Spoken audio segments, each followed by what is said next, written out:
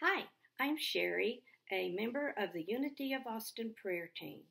Today I am going to be reading from How to Let God Help You by Myrtle Fillmore, Chapter 16, page 93 and 94.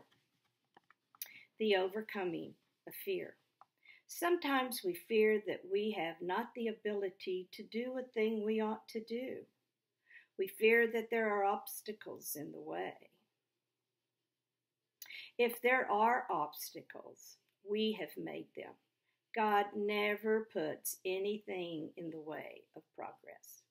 When we get rid of our fears, we find that the way is clear for us to go the Lord's way. David said, I will fear no evil, for thou art with me. Psalms 23:4. He spoke these words from a consciousness that was filled with the knowledge and the power of God. As a boy, he was a keeper of the sheep. He was fearless when the lions and the wolves came to take the sheep. He had a sling, as many boys have, but he used it defensively instead of aggressively, and he practiced with it until he was efficient and fearless.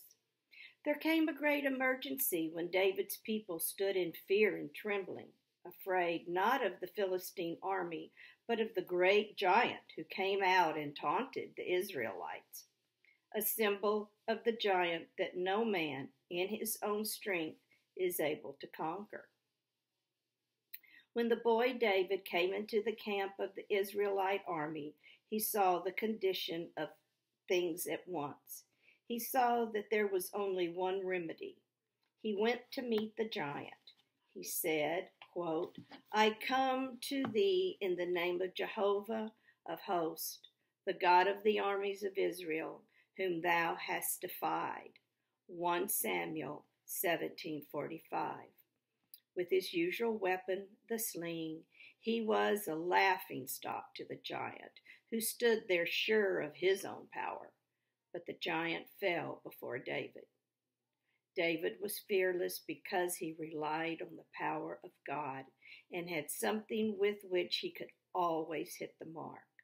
What the armies of Israel could not accomplish, he brought about in the name of the Lord. Probably each of us has to face some particular danger, one that is greater than all of the rest of life's ills that hinder him. If he knows and is faithful to truth, he need never fear. Whatever troubles may seem to arise, he can meet them with truth. Nothing can stand before it. If you would overcome all your enemies and find your freedom, you must be true to your one defense. There is only one power and one present, the good.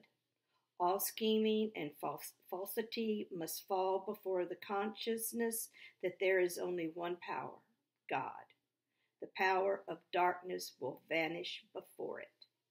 Let us make these thoughts a part of our consciousness. Quote, I cannot be afraid, for God is omnipresent good. God is omnipresent protection. I will fear no evil, for thou art with me. Amen.